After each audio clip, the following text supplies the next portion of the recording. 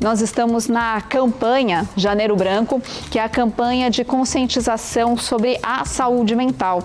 E como eu comentei com vocês, quando a gente fala de saúde mental, a gente está falando, às vezes, de alguma coisa que começa pequenininha, um pico de estresse, um caso de ansiedade, um início de depressão.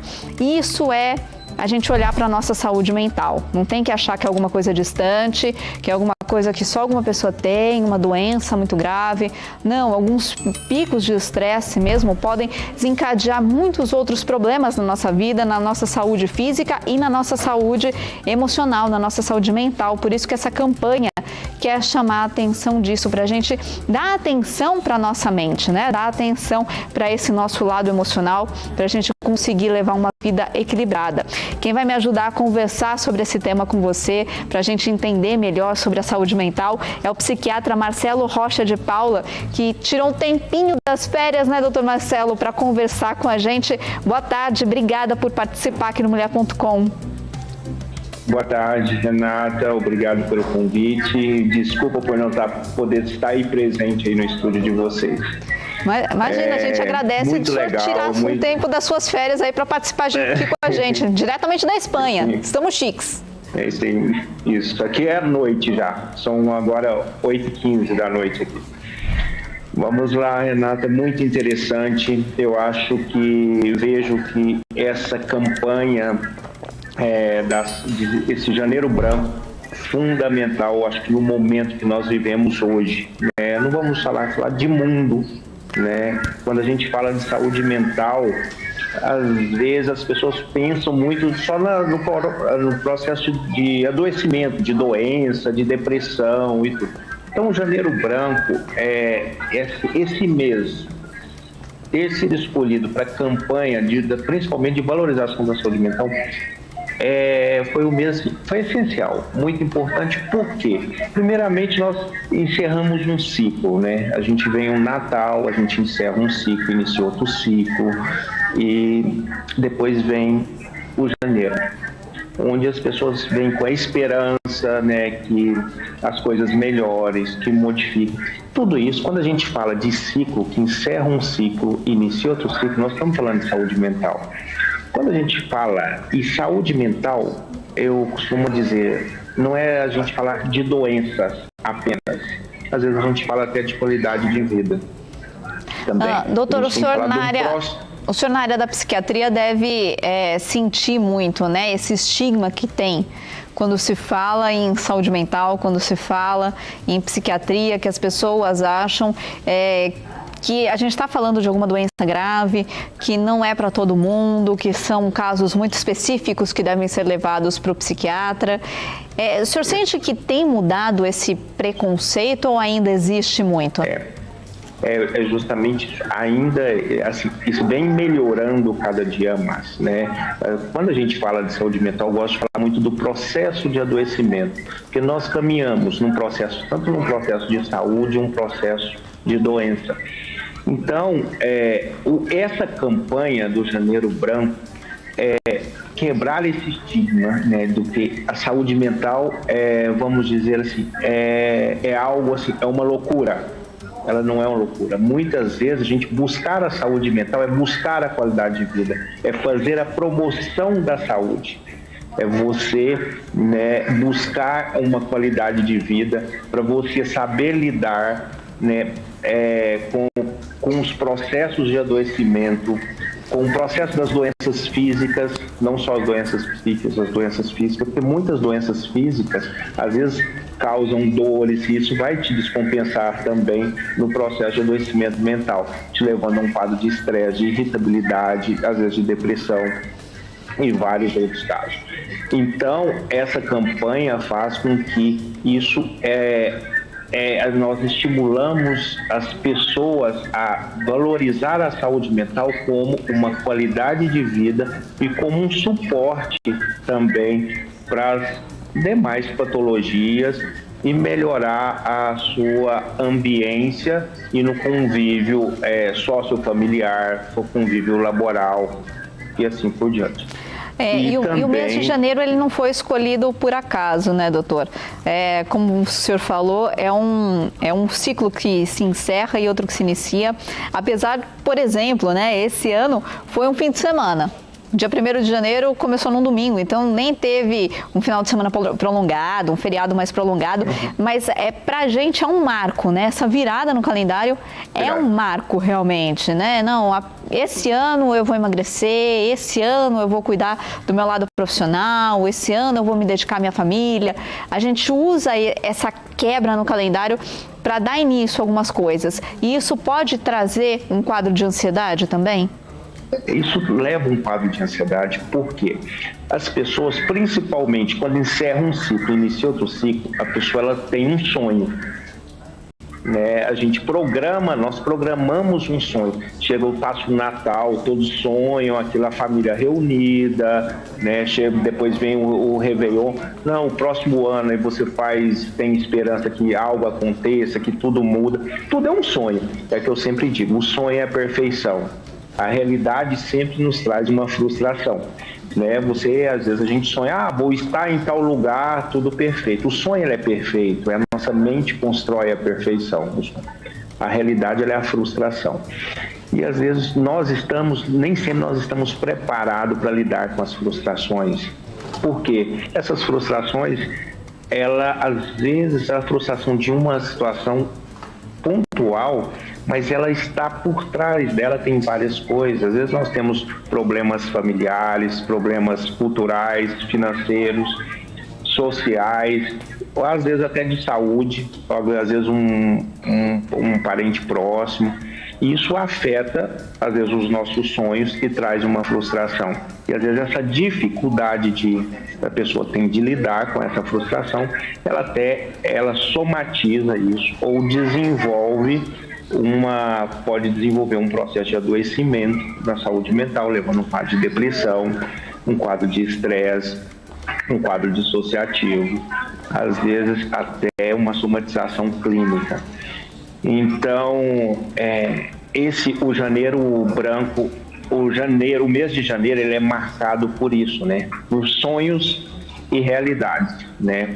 Às vezes a própria virada é um sonho, a virada passar de um ano, mas logo depois nós temos a realidade. E como cada um lida com essa realidade, né? Então a gente tem que ter em mente que o sonho é a perfeição, a realidade ela nos traz frustrações.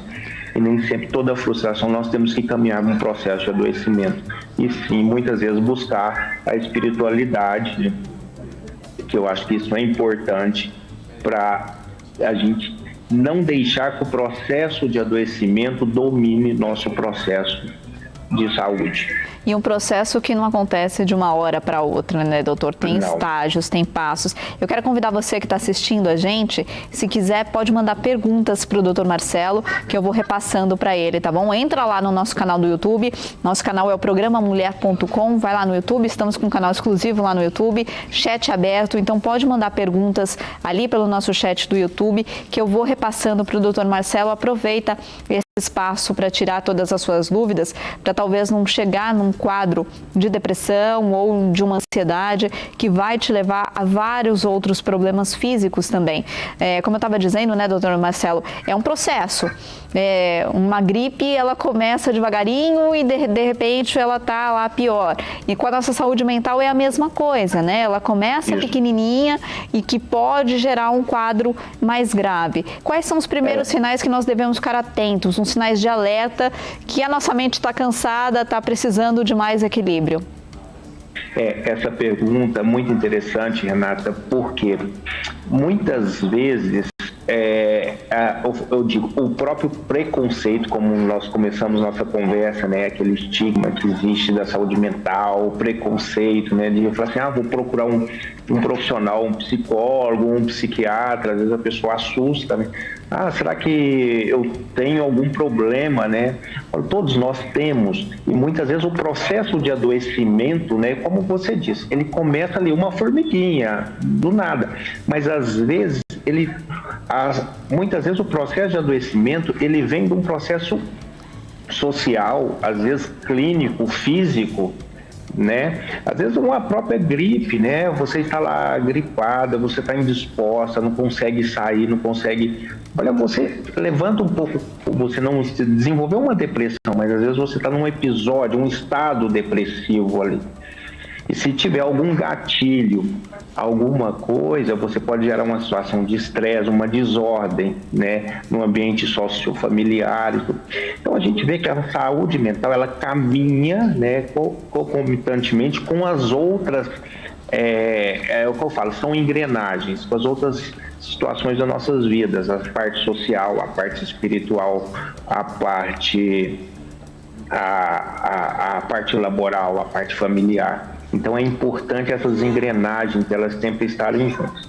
Eu sempre falo, né, tem alguns sintomas que é muito importante para a gente detectar, né? Às vezes no ambiente, você está num ambiente familiar, às vezes você está se sentindo cansaço, está indisposto e você não acha um motivo, vai procurar uma ajuda, né? Vai procurar saber o porquê que você está indisposto. Você está cansado ou você está indisposto? São coisas diferentes, né? Você está chorando, está com um choro fácil, está com uma labilidade emocional, aí qualquer coisa, né, está mexendo com o seu emocional, ou uma situação de estresse, tudo está te irritando, é algo que tem, isso é qualidade de vida. Eu chamo muito isso, é o que eu digo, hoje o foco nosso da saúde mental é buscar trabalhar a performance mental, você melhorar o seu funcionamento mental, porque isso é promover saúde mental. Para a gente começar a falar muito mais de promoção de saúde mental, de qualidade de vida, para você evitar o processo de adoecimento. Porque nós podemos criar hoje estruturas, né, no nosso espaço mental, para como lidar melhor socialmente, na família, no trabalho, no meio social, trabalhando aí a espiritualidade, a empatia, tudo isso você passa a ter uma qualidade de vida melhor e você melhora o seu funcionamento mental, chegando a ter uma melhora da sua performance mental. Doutor, e hoje os psiquiatras são unânimes em dizer que a saúde mental reflete diretamente na saúde física, né? Então, uma depressão, uma ansiedade, ela reflete no nosso corpo de maneira física também. Então, pode acarretar uma série de outras doenças no coração, pressão, na nossa musculatura. Mas e o contrário? De repente, é uma dor de cabeça que eu tenho constantemente, ou uma falta de ar que eu tenho lá constantemente. É bacana ir atrás e ver se pode ser alguma coisa ali no meu emocional que está gerando tudo isso e não sair tomando um analgésico toda vez que me dá uma dor de cabeça? É perfeito, Renata, essa pergunta, porque é o que nós mais atendemos nos consultórios, isso, né? Como eu digo, a saúde mental, ela está concomitantemente e junto com as demais especialidades. Por quê? Tanto o processo de adoecimento, né, um quadro depressivo, um quadro de ansiedade, pode levar a um quadro de dor crônica. Muitas vezes o paciente tem dor, ele passa nos colegas das outras especialidades e muitos mandam para nós, né? Então a gente tem as dores psicossomáticas, nós temos hoje também outras até patologias dermatológicas, hoje nós temos alguns pruridos psicogênicos, pessoas desenvolvem algumas alergias, não conseguem terem resultados, aí o dermato já encaminha para o psiquiatra, mostrando um quadro que pode ter relação psicogênica. Então a gente tem dor, tem doenças dermatológicas, tem várias outras doenças. Por quê? Um quadro de estresse, uma desordem no psiquismo, que leva a um processo de adoecimento no psiquismo, a gente altera muitas coisas no organismo. A gente pode alterar contraturas musculares, que pode levar a dor, mexe até com a parte endócrina. Então você passa a ter uma pior qualidade de sono, um sono de má qualidade, você vai mexer, vai alterar com a parte endócrina do organismo. Pode mexer aí com melatonina, com cortisol, que vai gerar estresse, vai levar ao mau humor, aí no outro dia você pode ter uma dor de cabeça, levar a piorar um quadro de ansiedade, que você vai ter sintomas gástricos, sintomas cardíacos, como taquicardia, dor de estômago, também pode ter tremores, sudorese, então tudo isso. Então hoje a saúde mental ela tem que ser avaliada num todo, eu digo, é uma integração. Né? Nós não vamos ver a saúde mental de uma forma individualizada. Ela tem que ser considerada em todos os âmbitos das especialidades. Se você está fazendo um tratamento cardíaco, um tratamento endocrinológico ou um tratamento oncológico, vale a pena considerar buscar profissionais da área para otimizar o seu tratamento, evitar que você tenha sintomas que pode agravar tanto o quadro clínico ou o quadro clínico agravar o quadro psíquico. Quanto antes buscar ajuda, melhor, né? A participação chegando aqui pra gente pelo nosso canal do YouTube, Tiago Pontes. Tiago, obrigada pela sua participação. Ele diz o seguinte: sou professor de filosofia e vejo que os adolescentes estão cada dia mais perdidos emocionalmente. Quando pensamos em crianças e adolescentes, qual o papel dos pais e da escola nesses casos, doutor, para ajudar os adolescentes a se equilibrarem emocionalmente? Essa é uma pergunta muito difícil, principalmente nos dias de hoje, né? Até por quê? Qual o papel dos pais da escola hoje, gente? A gente vive, né? Eu falo, a gente está vivendo um mundo hoje como que eu digo, eu falo, uma guerra tecnológica, eu falo, né? Pela velocidade da informação. É muito difícil porque hoje nós não temos um padrão, né? Se nós formos pensar há não muito tempo, há 15, 20 anos atrás, a velocidade da informação, ela era assim, vamos dizer assim, demorava um pouco para a gente, né? Hoje, com a velocidade que a gente tem da informação da internet, quando um pai ele fala algo para uma criança ou para um adolescente, no outro dia ele chega com o dobro de conhecimento que o pai adquiriu na vida, né? Então isso pela velocidade que nós temos da internet, da informação. Então é muito difícil, porque nós estamos falando de comunicação e velocidade de informação. E isso atrapalha no processo de processamento. Então hoje ninguém sabe o que é o certo, o que é errado, o que pode, o que não pode. E é difícil. Aí a gente fala, qual o papel dos pais? Qual o papel da escola? Né? Nós estamos num mundo que eu falo, é uma revolução, né? Eu falei não é uma guerra tecnológica, é uma revolução tecnológica, uma revolução de velocidade de informação. Acho que ninguém hoje consegue responder isso. O senhor acha que as pessoas elas têm mais conhecimento, mas menos leitura, né? Até pelo professor, aí a pergunta do professor, mas você vê que os adolescentes eles leem menos, eles têm muito conhecimento, mas porém eu percebo que tem menos estratégias, né? Eles não têm tantas estratégias. Por quê? Porque eles são frutos de uma tecnologia e de uma velocidade de informação muito rápida. O senhor acha que um caminho seria a linguagem do amor? Tentar se aproximar. Vou tentar falar um pouquinho mais alto para o senhor me escutar. Melhorou? O senhor acha que um caminho seria a linguagem do amor? Tentar se aproximar dessa criança e desse adolescente, não de uma maneira que gere conflito, mas para trazer perto dos pais, dos professores, para que ela não se sinta acuada, e não veja como uma ordem, não pode internet, não pode rede social, e trazer para perto para tentar gerar esse equilíbrio? Então, eu sempre falo, eu acho que a gente nunca pode ser rígido, né? A rigidez, eu acho que qualquer extremo ele é prejudicial, tanto para criança e adolescente. Eu acho que a gente tem que ser permissível, sim, porém, eu acho que algumas engrenagens, elas fazem parte da educação, né? Eu vejo que acho que a gente tem que voltar, mesmo tendo essa velocidade da informação, nós temos que ter uma engrenagem da estrutura da cultura, eu acho que tem que ter, a educação ela tem que ter, eu acho que vejo que a espiritualidade ela tem que ter algumas referências, eu acho que devem ser criadas, né? Lógico, a gente não precisa radicalizar, mas as referências eu acho que disso do amor, de empatia, do afeto, da espiritualidade, eu acho que isso a gente consegue até uma barganha e conseguir melhorar o processo de educação.